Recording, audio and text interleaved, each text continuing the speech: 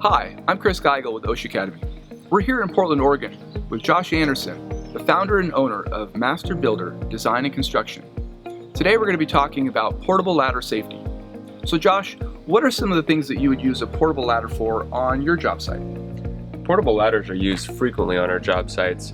We use them for carrying heavy lumber materials up to the second floor when we're doing framing. We use them on painting, or even use them for hanging cabinets in the kitchen. Portable ladders are one of the most common tools found in the workplace.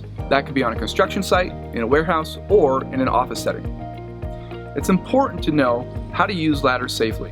In 2015, the Bureau of Labor Statistics reported that 2 out of 5 fatal falls occurred from a height of less than 15 feet. So Chris, I have a question. What are the OSHA requirements for portable ladder safety? Well, one of the first requirements is that the ladders be free of grease or oil or anything else that might be considered a slip hazard. Also, the ladder side rails must be at least 11.5 inches apart, and the rungs of a ladder need to be at least 10 inches, but no more than 14 inches apart. This ensures that people have adequate space to grab and to move while on the ladder. Rungs and steps of portable metal ladders must be corrugated, dimpled, or coated with some kind of skid-resistant material that helps minimize slipping. Portable ladders must also support at least 4 times the maximum intended load. Extra heavy-duty Type 1A ladders must support 3.3 times the maximum intended load. This ensures that ladders are going to be able to hold up to the wear and tear that they might experience in the workplace. When a portable ladder is used to access an upper landing surface, such as a roof, the side rails must extend at least 3 feet above the landing surface. When a 3-foot extension is not possible, the ladder must be secured to prevent shifting, and there must be a grasping device installed, such as a grab rail. This helps a worker mount or dismount the ladder when they're getting on or off of that landing surface. Finally, a ladder extension must not deflect when under a load, causing it to slip off of its supports.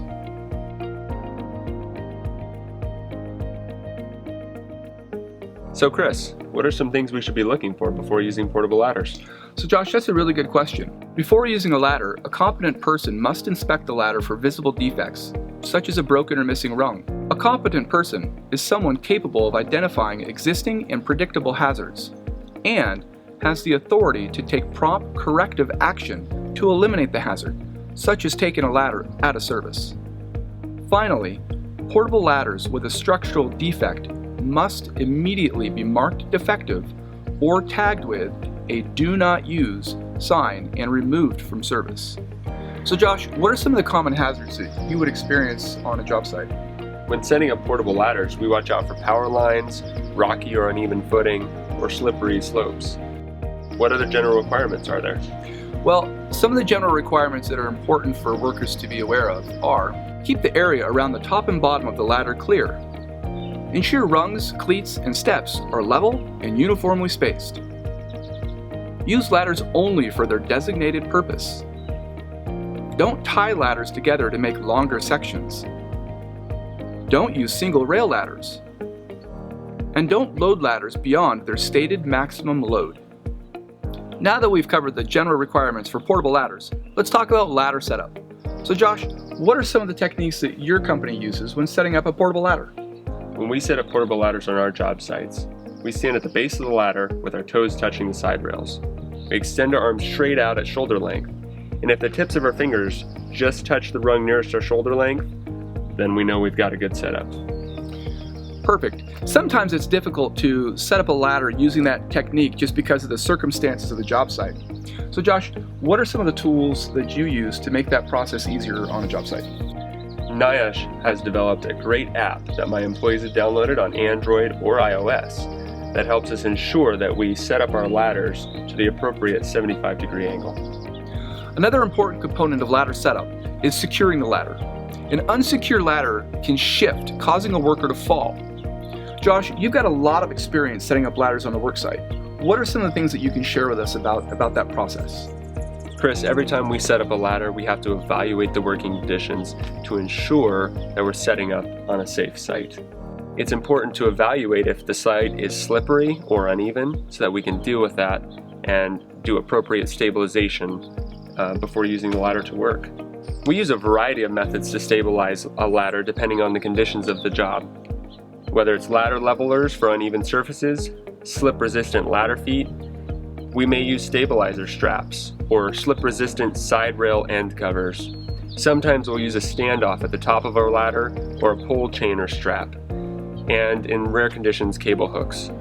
So Josh, is it safe to say that securing a ladder is one of the most important things that you can do when setting up a ladder?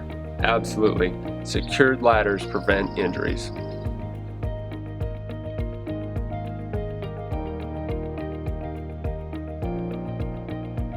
Now that we've got our ladder set up, it's important to consider how to use the ladder safely.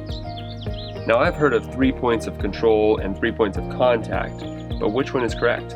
It's a great question. So you used to hear the phrase 3 points of contact, and what that meant is that you had 3 parts of your body touching a ladder anywhere.